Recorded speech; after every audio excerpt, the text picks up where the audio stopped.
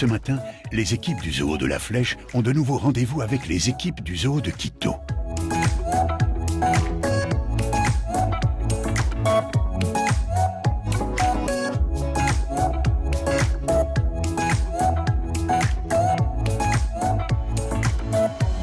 Cyril, le vétérinaire, est le premier sur place. Il doit y retrouver ses homologues pour participer à une intervention un peu particulière. Waouh. No ensuciarás. Bonjour, comment ça va? Todo bien. Donc ce matin, on se retrouve à la clinique avec David, donc le chef de service. Bien, bien. David me demande mon avis sur deux petites lésions de podagre sur nos bus sous la patte droite. Parfait. Ok. Allons-y. Alors c'est une pathologie qui est assez commune, on va dire, chez les rapaces, mais aussi chez d'autres oiseaux, qui est liée à souvent un manque d'activité de l'oiseau qui reste tout le temps sur la même perche. Et donc, comme il ne bouge pas beaucoup, sous ses pattes se développent des petites infections. Bonjour, comment ça va? Ça va et toi?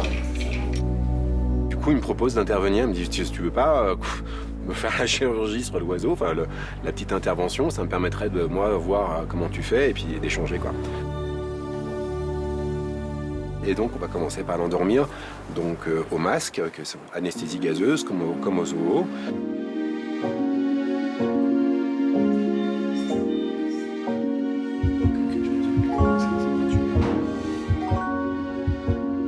Une fois que la petite buse commence à bien s'endormir, eh bien on va lui placer ce petit tuyau dans la trachée parce que grâce à cela on a une anesthésie beaucoup plus fine. Okay. Tu peux m'enlever le masque, s'il te plaît? Ok, great. Et surtout, si on a un problème, pour la réanimation, c'est essentiel d'avoir tout de suite un accès aux voies respiratoires pour pouvoir lui délivrer très rapidement de l'oxygène. L'oiseau s'endort très très bien et on a un excellent niveau d'anesthésie, donc c'est parfait. Ce serait bien de contrôler le niveau d'anesthésie en surveillant les réflexes des yeux. J'ai l'impression qu'il me confie les clés de la maison, quoi. Donc c'est un stress, évidemment, même si l'intervention est bénigne. Et le stress, il est d'autant plus important que c'est pas mon oiseau, je suis pas chez moi. Donc je me dis, bon, pourvu que tout se passe bien, voilà, qu'on va bien se comprendre. Du sérum physiologique, s'il te plaît. Alors dans un premier temps, je vais préparer le site chirurgical. Donc on va bien nettoyer toutes les petites cochonneries qui peuvent s'immiscer donc dans les petites interstices de la patte. Donc on nettoie bien. Alors c'est ça les petits points.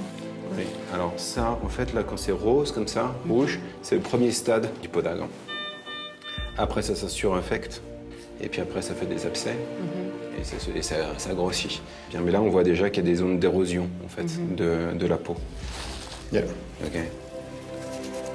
Alors là, moi j'appelle ça un stade 2, en fait, c'est entre guillemets très facile à gérer et c'est surtout d'un excellent pronostic. C'est-à-dire que ça va très très bien guérir pour peu qu'on mette en place la bonne chirurgie, qui est une micro-intervention vraiment, et puis surtout un bon suivi post-opératoire. C'est essentiel pour une bonne récupération pour l'oiseau. OK, let's go. Ok, allons-y. J'ai besoin d'un petit scalpel. Taille moyenne, ça va? C'est parti, on attaque la petite chirurgie. Il faut juste en fait retirer la partie de peau qui est nécrosée.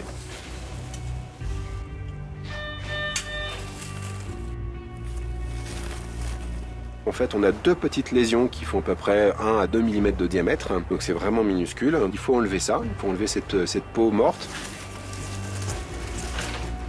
Voir si dessous on n'a pas une infection. Il n'y a pas de pus. C'est bien. Parfois, on trouve des petits abcès de pus solidifiés. Bon, ça c'est la bonne surprise, il n'y a pas d'abcès, c'est propre en fait dessous. Donc c'est un excellent pronostic pour la cicatrisation, une bonne récupération au niveau de la patte. Est-ce qu'on met la buse sous antibiotiques? Non, ce n'est pas la peine. En revanche, ce qu'on peut faire, c'est déposer des petits implants imbibés d'antibiotiques directement à l'intérieur. Est-ce que tu peux rincer? On va nettoyer en fait pour par effet de haute pression en fait, comme un Karcher en fait, enlever tous les débris qui pourraient sur place créer un abcès. Ok. Et puis une fois que c'est bien nettoyé, eh bien on recoud. Il faut recoudre.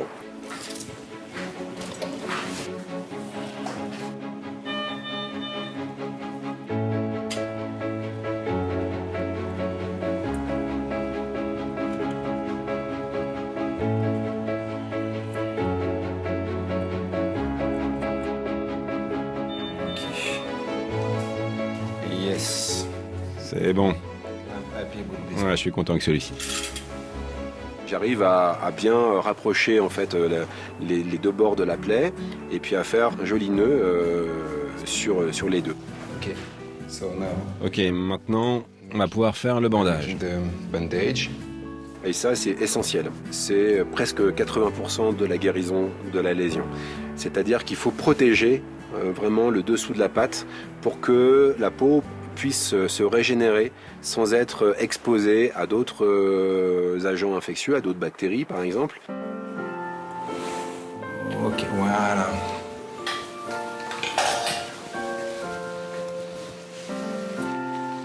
So I think that the best option to. Je pense que la meilleure option pour le suivi, c'est de changer le pansement tous les 3 jours. 3 jours? 3 days, yes, to be sure. Oui, 3 jours, pour être certain qu'il n'y ait pas de sécrétion ou d'infection. I will keep the Je garderai le bandage sur la pâte jusqu'à ce que la peau soit totalement renouvelée, complètement régénérée. Roughly. Combien de temps environ? Roughly maybe one. Environ 1 à 2 mois. Yes, it's long, but C'est long, mais plus tu prends le temps, meilleure est la guérison. Ok, merci. Quand tout est terminé, que l'oiseau est bien réveillé, bon, bah, c'était un chouette moment. À aucun moment je me suis considéré comme le professeur qui fait sa démonstration parce que voilà, c'est pas du tout mon état d'esprit. Je me suis vraiment senti dans une position de transmission parce que ce qui est essentiel, c'est qu'à partir de demain, moi je serai plus là. Par contre, la petite buse, il va falloir continuer de la soigner et qu'il faut aussi avoir un excellent suivi après l'opération pour qu'on ait toutes les chances de notre côté d'une bonne récupération. Ces moments d'échange sont vraiment précieux. Et je suis ravi, vraiment très heureux d'avoir vécu ça ce matin avec l'équipe du Zoo de Quito. C'était vraiment un très chouette moment de partage. Leave me alone. I won't go into the dark like an animal.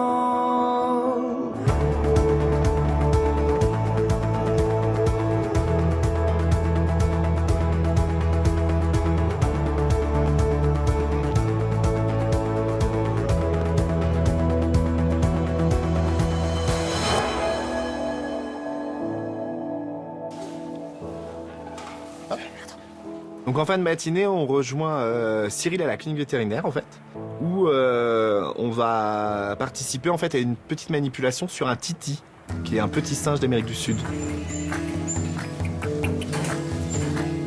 C'est un animal qui est très mignon, le titi. C'est un petit singe, donc hein, ça fait partie plus ou moins de la famille des tamarins et houlsiti. Donc forcément une bonne tête, et là c'est vrai que c'est un petit titi qui est tout roux, tout mignon. Ouais, il a une bonne tête. C'est juste un problème de peau? just open the head. Yeah, yeah. Ah oui, il y a un squamosis. Pas en énorme forme, avec des zones de poils en moins. There is scratching. Est-ce qu'il se gratte? On a fait un frottis, ouais. ouais. Et on n'a rien trouvé en fait. Et on pense que c'est nutritionnel, la nourriture. He was a pet. C'était un animal de compagnie. Ça aussi. Il a été récupéré chez des particuliers qu'il avait comme animal de compagnie. Malheureusement, comme dans beaucoup de cas, les gens qui récupèrent cet animal ne savent pas comment le soigner, lui donner une bonne alimentation. Ah, il y a une petite infection peut-être ici. La nutrition, c'est la base de tout. Si la nutrition n'est pas bonne, on va avoir des problèmes sur les animaux. On pense prendre des petits singes, puis on va leur donner de la banane, parce que les singes, ils mangent de la banane, c'est bien connu. Alors qu'un singe ne mange pas de banane. Un titi, par exemple, a un gros régime d'insectes en milieu naturel, qu'un particulier ne va pas lui donner. Et donc on a souvent des animaux qu'on récupère vraiment dans un sale état. Et donc c'est le cas pour ce petit titi. Quand on l'examine de près, voilà, il a une vilaine peau, il a des problèmes de poils. Ça lui fait mal, non? Il touche souvent ici? Non. Non, il cherche pas à grignoter ou à mordre un peu cette zone-là? Ok, c'est pas chaud, ça n'a pas l'air d'être douloureux. Donc ça va nécessiter un petit peu de temps, corriger le régime alimentaire, donner du temps pour que tout ça se remette correctement en place et que la peau cicatrise et que le poil repousse. Ça peut prendre du temps, mais la vie de l'animal n'est pas en jeu, quoi. Est-ce que vous donnez aussi des compléments nutritionnels pour la peau? Des vitamines Vitamines? Et oméga. et omégas. Donc, voilà, acide gras essentiel, ok, parfait. Ce petit animal incarne tout le problème du trafic des nouveaux animaux de compagnie où en fait certaines personnes cherchent à avoir un petit singe ou un perroquet parce que ça fait joli, parce que c'est sympa, parce que c'est mignon. Et en revanche, il y a une telle ignorance de la biologie de l'animal, de ce dont il a besoin à la fois au niveau alimentaire, au niveau social, au niveau de son environnement, que souvent ce sont des histoires qui se terminent mal. Heureusement qu'on a des gens qui se battent pour prévenir ça, pour trouver des solutions, et pour réintégrer les quelques animaux qu'on arrive à récupérer et qu'on arrive à sauver de ce trafic.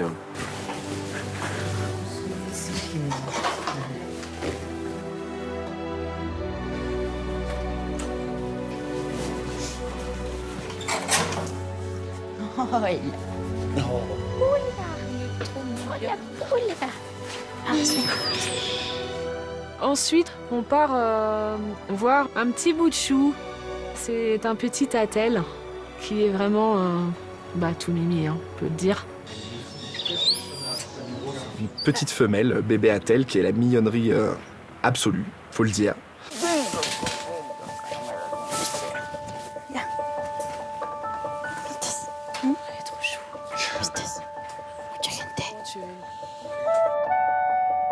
Ouais, t'as un bébé attelle, tu fais les gratouilles au bébé attelle, donc il y a l'égoïste d'humain qui apprécie. Mais à côté de ça, quand tu penses à ce bébé attelle, ça fait de la peine quand même. L'histoire de cette petite femelle, on la connaît. Pour qu'elle arrive ici, c'est que son groupe familial a été tué, que sa mère a été tuée, et qu'elle a été arrachée à ce groupe familial. Et qu'elle est arrivée chez des particuliers qui ne savaient pas comment s'occuper d'elle, dans des conditions pitoyables. C'est bien sûr une triste histoire qu'elle incarne, cette femelle. Elle a un prénom? Oui, Nouni. Nouni? Oui. Salut Nouni. Petit Nouni. Marie, tu veux le prendre? Bah ouais. Je prends un petit peu à manger, il va venir sur toi. Morceau. Une banane? Ok. Banane. Tu viens? Coucou Minette. Ça va? Là, clairement, il n'y a pas de mots, quoi. Elle est trop mignonne. C'est toi qui as sa tête. C'est hyper touchant d'avoir ce petit être, en fait, qui est en recherche vraiment d'amour, de contact. Elle a perdu sa maman, elle n'a pas sa mère. Ils ont besoin d'avoir ce contact. Et donc, du coup, là, elle se colle. Et puis, elle te lâche pas, quoi. Elle n'a pas besoin d'être plus en contact avec un humain comme une maman de substitution. Oui. Elle cherche quand même beaucoup le contact, on voit là. Elle s'accroche. Un bébé primate a besoin de sa maman. C'est vital, c'est comme un être humain. Il lui faut cette présence maternelle. Quand on prive cet animal de ce lien-là, on va l'empêcher d'avoir un développement harmonieux et un développement entre guillemets normal. Donc il y a une souffrance psychologique qui est sûre. Oh là là, c'est trop craquant. Allez. Non, elle est mieux avec moi. Tu sais, je suis un gentil avec les primates. C'est pas vrai, il les attrape. Tiens, reste avec Marie. Il faut éduquer les gens. Il faut que les gens comprennent que non, on ne peut pas prendre un petit singe, que si vous avez pris un petit singe, ça veut dire que la mère a été tuée, ou que l'arbre où il vivait a été déforesté. Il y a toujours une conséquence quand on prend un animal sauvage en milieu naturel. Et si vous faites ça, ça veut dire que vous êtes un petit peu acteur de ça.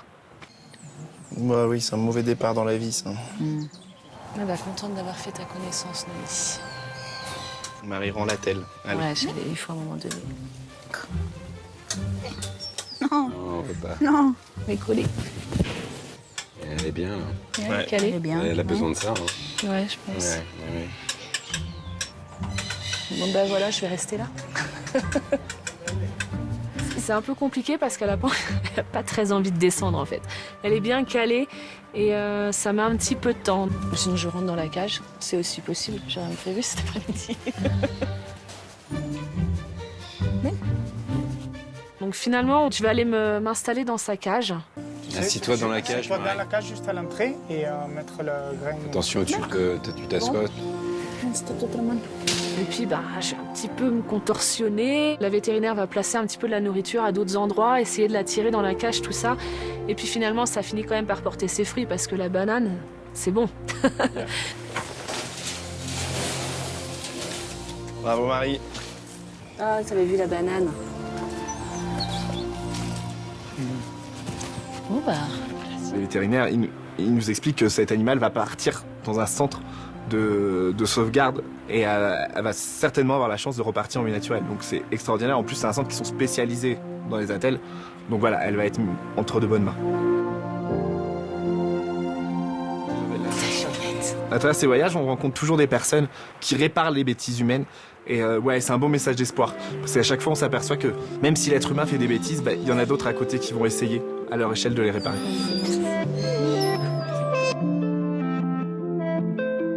To see age in a flower, the dawns are speeding up. You know it'll hurt you. Feel all of a sudden tired and teary-eyed. You knew it'd kill you.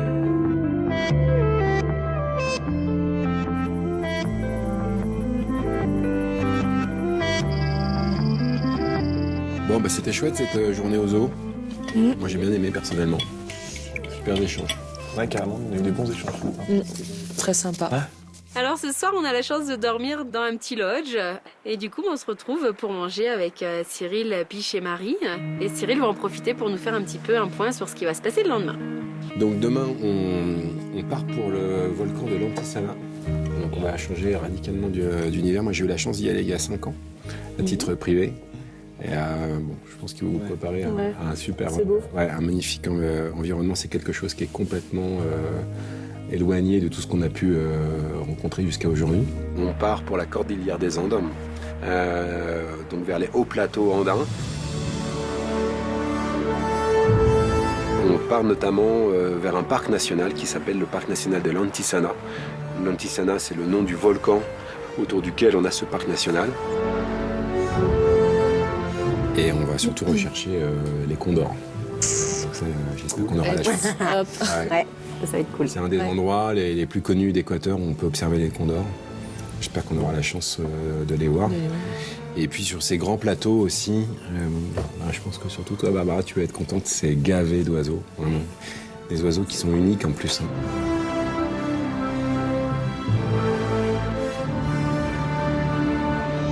En fait, l'Équateur, c'est un peu le pays aux 1000 facettes.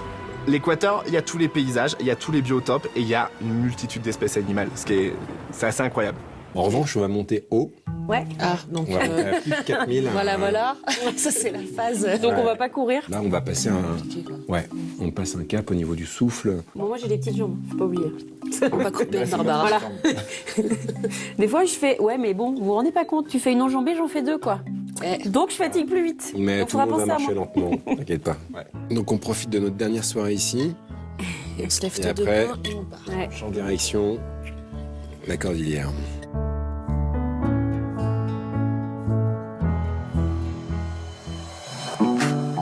Serve you right to suffer. Serve you right to be alone. Because you're still living the day gone back and gone.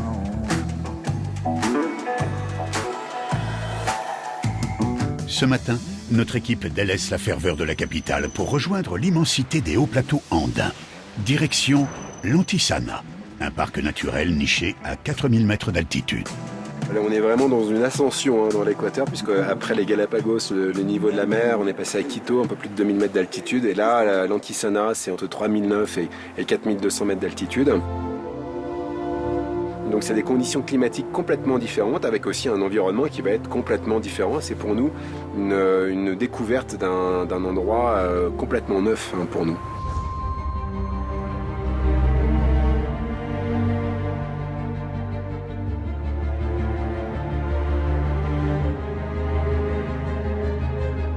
Quand on arrive dans cette réserve, on change radicalement de décor. Là, c'est des super grands espaces, c'est magnifique. Avant que toute cette zone-là soit mise en réserve, c'était une grande propriété terrienne. Une seule et unique. Une seule et unique, 120 000 hectares, un joli jardin. Le parc national de l'Antisana, Auparavant, c'était une grande propriété privée qui appartenait à une seule famille. Et il y a plusieurs années, le gouvernement équatorien a souhaité le transformer en parc national, principalement parce que se trouvent ici toutes les réserves d'eau douce et d'eau potable pour Quito. Donc là, la jupe là, des glaciers qu'on voit, c'est le volcan Antisana. Donc c'est le 4e volcan le plus haut d'Équateur, 5758 mètres. Et toutes ces zones de glaciers constituent vraiment les plus grandes réserves d'eau, et surtout pour la ville de Quito, qui capte ces eaux potables de toute cette région ici. Donc il y a un enjeu stratégique qui est extrêmement important. Ces enjeux stratégiques sont bénéfiques pour l'écosystème, puisque on va donc mettre un peu sous cloche et protéger et gérer d'une manière un peu différente plus de 120 000 hectares ici autour du volcan de l'Antisana.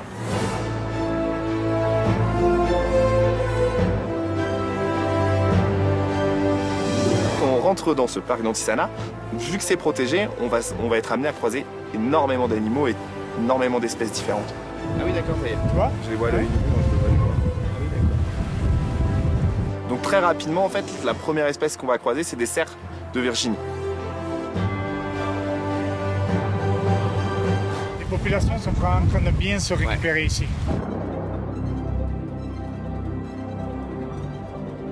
Xavier nous explique qu'il y a encore 10 ans, on n'en voyait quasiment plus dans ce parc.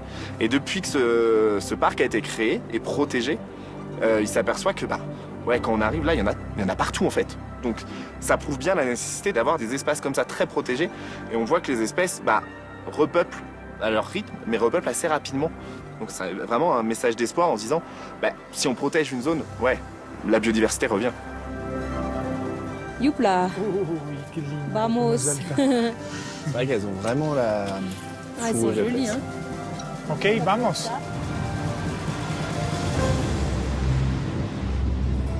T'as vu quoi? T'as vu Espera, quoi? espera. Il y a un gros oiseau beaucoup plus haut là-bas par contre. Où ça? Droit au-dessus, mais il est énorme. Complètement au fond là-bas. Complètement au fond. C'est un caracara, ouais. C'est un caracara? Ouais. Oh, je le voyais encore plus gros, dis donc. Sur notre parcours, on va faire plusieurs rencontres. On va notamment rencontrer des oiseaux emblématiques de ces hauts plateaux andins. Le premier, c'est le caracara, qui est donc un oiseau qui est apparenté au faucon, un rapace. Et t'as l'œil, parce que là, je suis incapable de voir que c'est un caracara. La forme est vraiment super typique, vraiment un très grand corps et avec une petite tête très effilée avec un bec très court. Mais tu vois, vu la distance, j'aurais pensé que c'était encore plus gros que le caracara. Alors c'est majestueux, en plus ici il y a beaucoup de vent, donc on se rend compte qu'ils gèrent super bien le vent quoi. Mais ça fait plaisir de les voir jouer comme ça dans le vent, c'est magnifique quoi.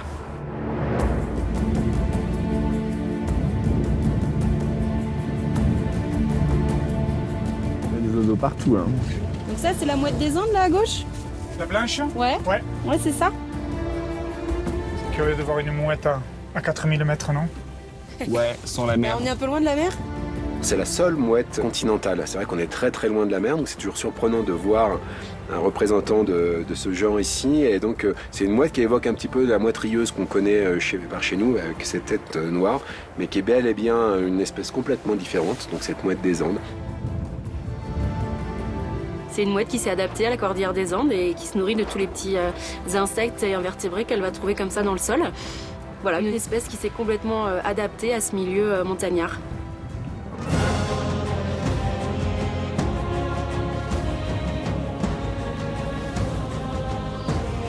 Ça s'appelle les ibis. Oui, l'ibis là, ouais. Ibis là-bas, ouais. Il y a 2 ibis là. 4 même, il y en a 2 autres plus loin, je crois. 4 ans. Ils sont jolis ces ibis. Hein. Ouais, c'est magnifique, ouais.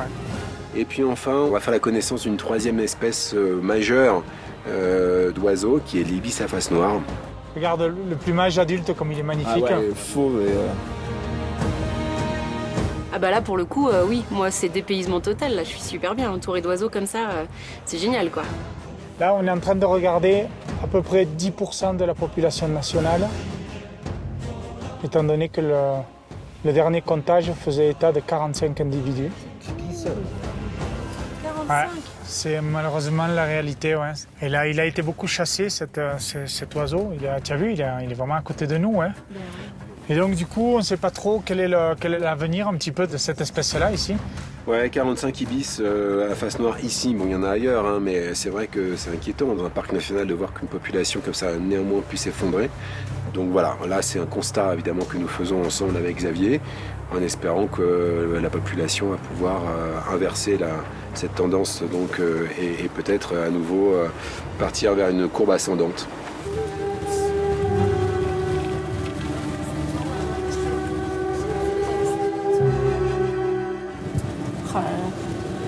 C'est beau. Donc notre visite nous emmène jusqu'à une lagune qui est au pied des montagnes. C'est vraiment dépaysement total.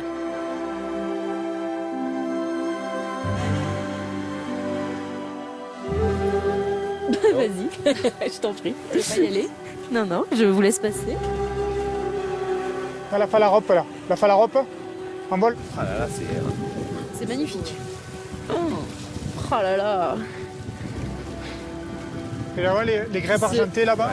Ah oui, d'accord. Okay, ça y est, on voit les grèbes. Ça, tu vois, ça c'est un migrateur. Hop, là, il est parti.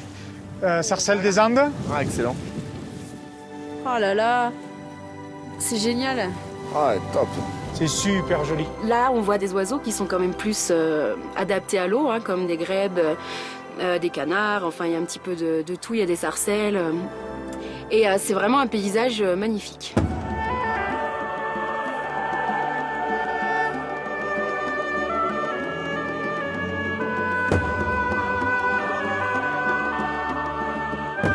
Quand on est dans cet endroit, on a l'impression que limite il n'y a plus de civilisation, il n'y a que nous et cette immensité de nature. L'Antisana là qui se découvre un petit peu. Ah oui. Regarde, on voit le sommet là. Et vraiment, on aperçoit le volcan derrière avec le sommet complètement enneigé. On arrive sur un lac, c'est pareil. Enfin, on a l'impression que l'être humain n'est pas passé et que ça reste un de ces endroits où l'être humain n'a pas laissé sa marque en fait. Et c'est vraiment un sentiment assez fort.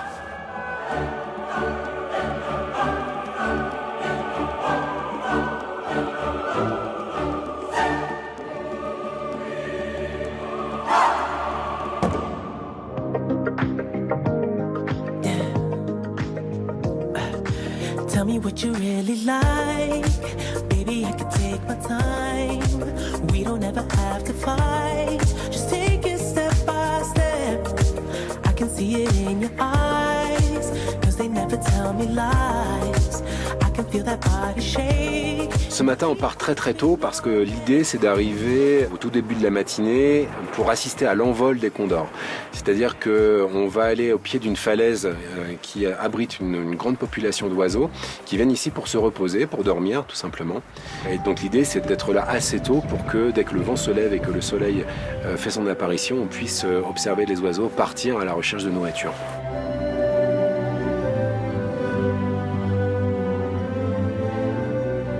En fait, on décolle et on part dans la montagne et très très vite, le convoi s'arrête et en fait, on aperçoit une espèce sur la droite, on aperçoit un ours à lunettes.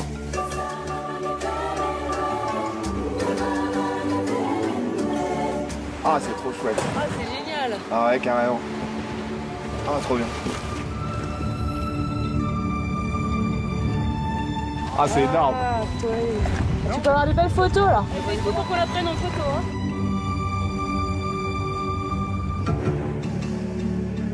Donc là, on est fou quoi. On est super content de pouvoir voir un ours. C'était pas vraiment prévu dans nos têtes quoi. C'est la bonne surprise du jour.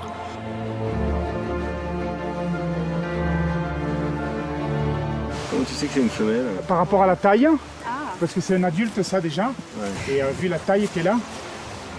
J'avais en partant ici dans les Andes le secret espoir de peut-être rencontrer l'ours à lunettes. J'avais posé la question à Xavier, est-ce que tu crois qu'on aura une chance de le rencontrer? Peut-être quoi, si Mère Nature veut bien. Et là, cadeau quoi. Ils sont actifs toute la journée, c'est plus diurne. Ouais, c'est diurne. Quand on voit un animal comme ça, emblématique, qu'on n'était pas sûr de voir en plus, hein, c'est plein de sentiments qui se mélangent en fait. Un soulagement de voir qu'effectivement, il y en a quand même pas mal pour pouvoir le voir d'aussi près. Voilà, c'est un ensemble de plein de sentiments là qui se mélangent. Ouais, on est super contents. Cyril comme Barbara, comme Pile chez moi, enfin là on vit vraiment un truc extraordinaire quoi.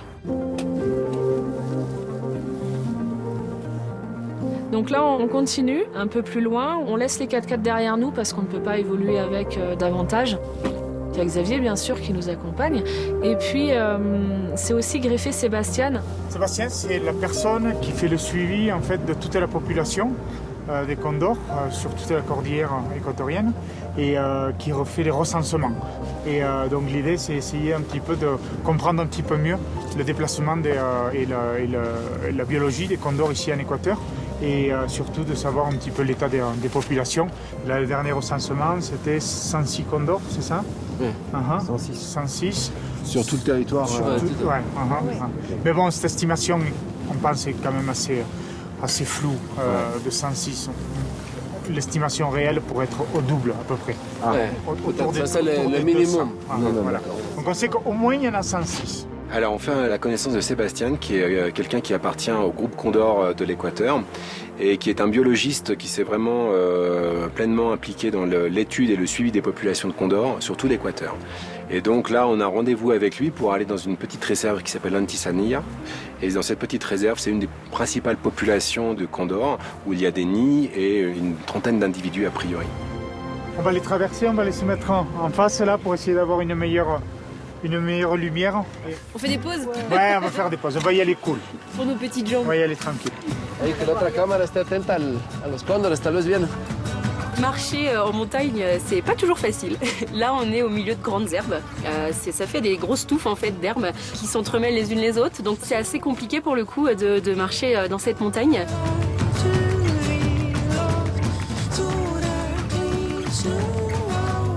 Il y a des pièges en fait. T'as des cailloux cachés dans les grandes herbes. Oh, Barbara, on a perdu. Là, il y avait un gros trou. Barbara. Au milieu des grandes herbes, il peut aussi y avoir des surprises. Comme un trou béant que tu n'as pas vu. Et tout d'un coup, je disparais en fait. Hein. Non. Je crois que je vais pas réussir à sortir toute seule. Attends, fais-moi un beau sourire.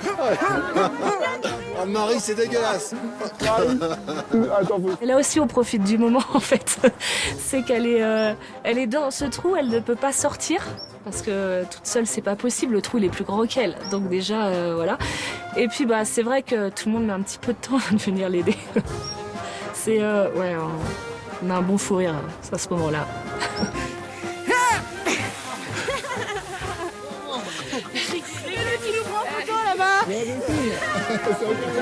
Et que j'en ai deux qui viennent m'aider, hein, Xavier et Sébastien. Et puis d'autres qui sont morts de rire et voire même qui me filment. Très sympa les collègues, hein? Ah, j'avais pas vu le trou, moi. Carrément. Bon, un petit peu, mais ça, c'est pas grave.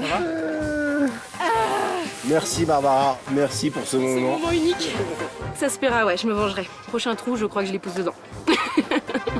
Merci pour ça, c'est très amusant. Bon, pour le retour, vous m'aiderez à passer ailleurs. Hein. Merci les gars. C'était du grand art. Il y a des instants qui vont rester gravés dans ma mémoire.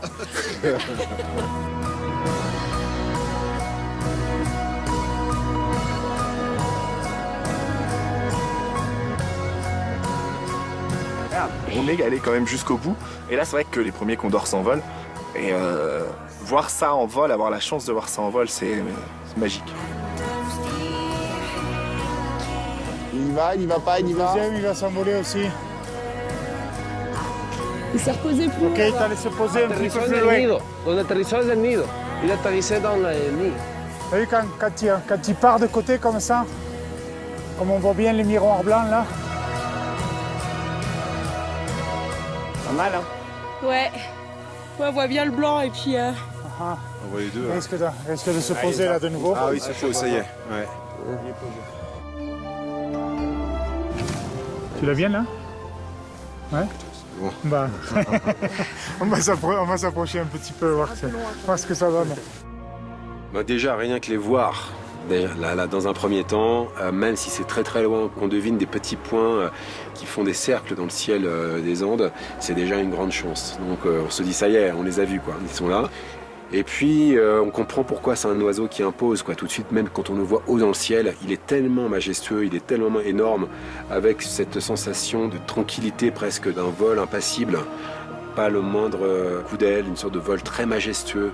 Et on a vraiment l'impression que c'est l'oiseau qui règne sur le territoire. Parce qu'avec ses énormes ailes, on a vraiment l'impression d'être sous la coupe du condor, quoi. On a vraiment l'impression d'être chez lui. Ouais.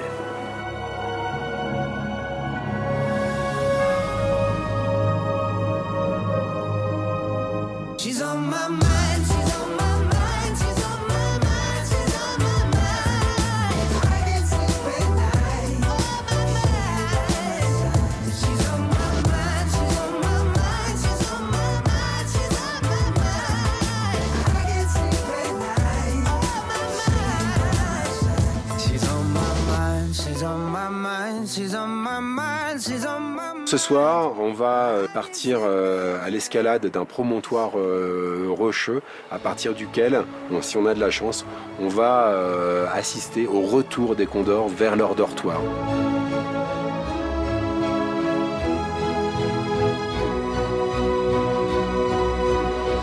Malheureusement, je ne vais pas pouvoir y aller. J'ai le droit à une super méga migraine bien carabinée, très désagréable et sûrement due à l'altitude. Donc Xavier me dit que par rapport à mon état, c'est pas très bien pour ma santé de remonter à 4000 mètres d'altitude.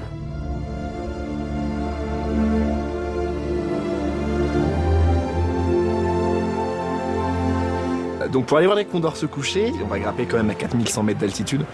Donc voilà, on traverse dans des pick-up un peu la pampa et on monte dans la cordillère des Andes.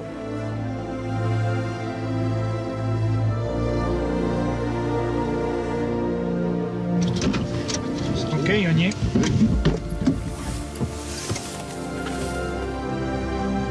À partir d'un certain moment, on est obligé de laisser les voitures et là on part à pied.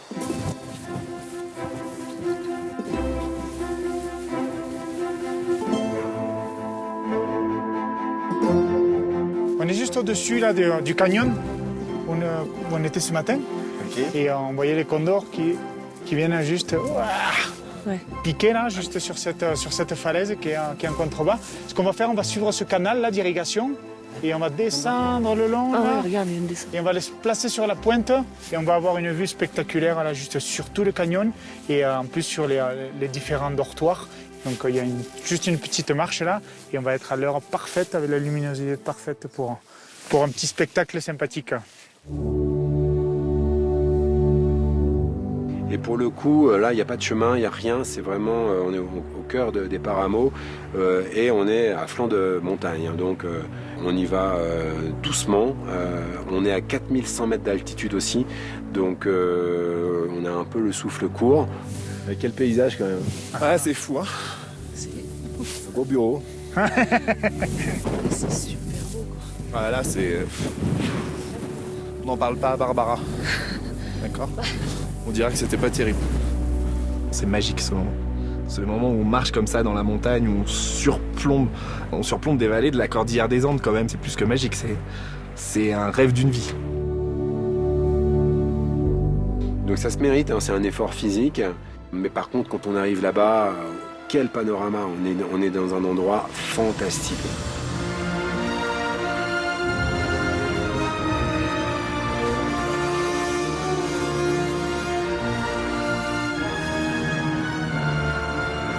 On surplombe une vallée dans laquelle les rayons du soleil viennent se perdre au milieu des nuages qui déversent toujours une petite bruine légère. On n'est plus dans le mental, quoi. On est vraiment dans l'immersion au cœur de la nature.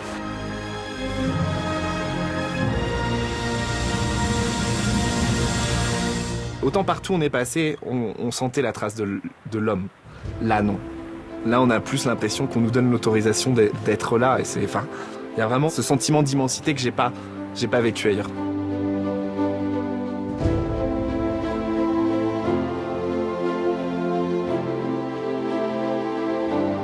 Et puis, on est là depuis un peu moins d'une heure, lorsque les premiers condors arrivent.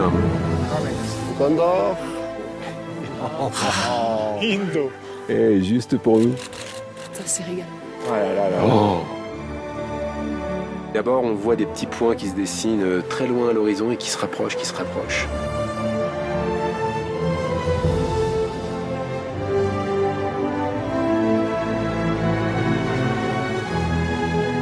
Jusqu'à ce qu'il soit à peine une centaine de mètres de nous. C'est hallucinant comment il tourne la tête. Voilà, c'est...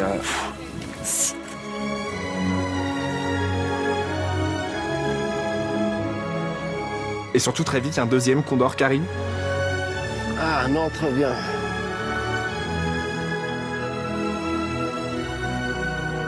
Un, puis deux, puis trois, et ça n'arrête plus. Regarde comme elle va nous passer sous le nez là. Là, elle va...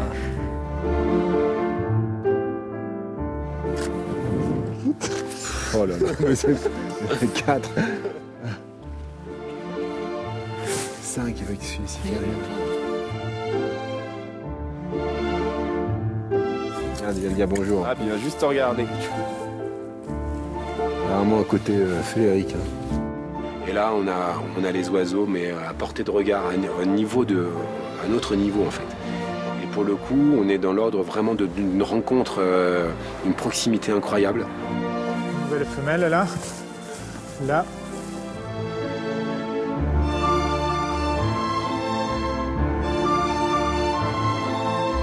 Nous avons 5 qui volent maintenant. 1, 2, 3, 4, 5. Sont adultes. Ah oui, oh là là. Regarde, pichon. Ouais. Oh là là là là. Oh là là là là. Regarde. Ah ouais. Alors qu'il y a à peine une centaine de condors sur le territoire de l'Équateur, que nous sommes ici assis sur ce promontoire et que les oiseaux arrivent par dizaines, c'est le Saint Graal, quoi, quasiment, c'est d'observer ces oiseaux dans ces conditions-là.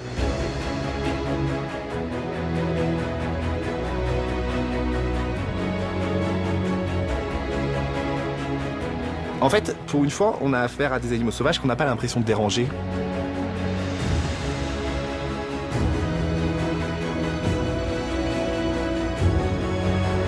Ils évoluent, ils nous regardent, ils se méfient pas. Ils font leur truc, c'est l'heure d'aller se coucher, on va prendre le temps, mais on va aller se poser tranquillement sur notre corniche.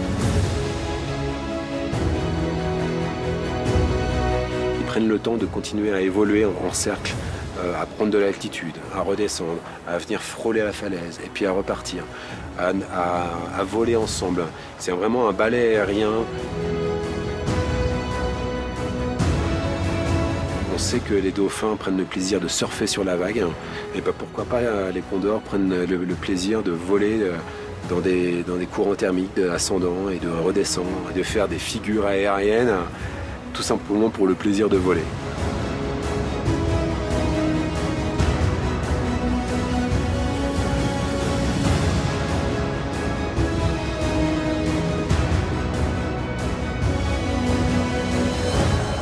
Ici, c'est vraiment, vous avez vu, le meilleur Ici, t'as endroit. compris, ouais. Il y a une telle concentration d'individus que c'était vraiment ici qu'il fallait qu'on mette en place toute cette dynamique de conservation.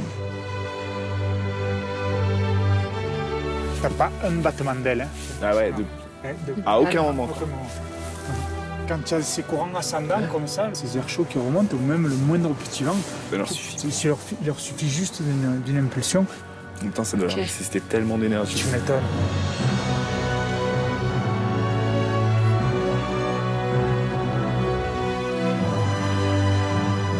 De 3,20 m d'envergure, enfin entre 2,80 et 3,20 m, qui pèse 10 kg et qui arrive, on dirait une ballerine quand il est sur l'air, quoi. Il fait rien, avec aucun battement d'aile, t'as un sentiment de légèreté alors qu'il pèse 12 kg, donc pour moi c'est incroyable. Ce qu'on vit ce soir, c'est une image que je revivrai pas.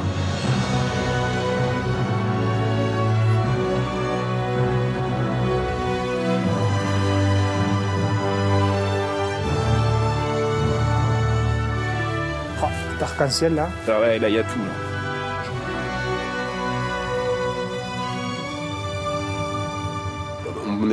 C'est presque de l'ordre du mystique, j'ai envie de dire.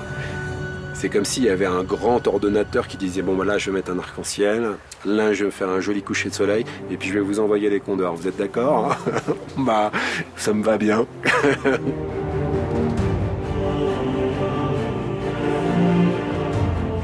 Ouais, c'était exceptionnel. Vraiment exceptionnel.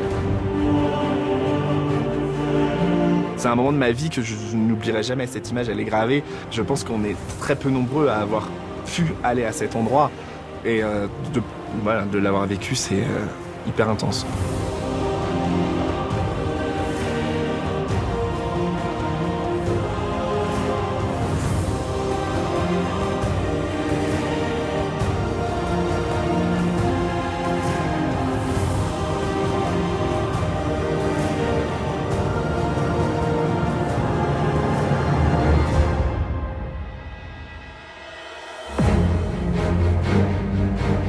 Il y a un condor, ça va? Condor. Oh là là. Moi, je pense que le zoo pourrait parrainer un condor. Tu vois, ce serait super de faire un truc comme ça. Merci. C'est quelque chose que j'aurais aimé faire depuis longtemps. Pouvoir aider justement toutes ces associations qui s'occupent d'oiseaux, que ce soit perroquets, vautours et tout. Mais c'est parfois difficile Enfin, c'est dur d'y accéder seul en fait. Et là, par le biais du zoo, je me dis que bah ouais, c'est une super opportunité, quoi. Aujourd'hui, en fait, on quitte la montagne, on quitte la cordillère des Andes pour se retrouver en forêt amazonienne. On arrive ici dans un environnement où on sent que la vie bruisse de toutes parts. Ah, génial. Donc ce soir, on part en fait en excursion avec Xavier dans la forêt. On fait une balade nocturne. Pardon. Oh la vache, il est beau. Le sphinx. Et regarde, il va jusqu'au feuilles point sèches. carrément de générer des espèces de trous, comme si la feuille était mangée. Oh là là, ouais, c'est marrant. Mais en fait, c'est une feuille morte. On vous a bien eu, hein. Ah, la bonne blague.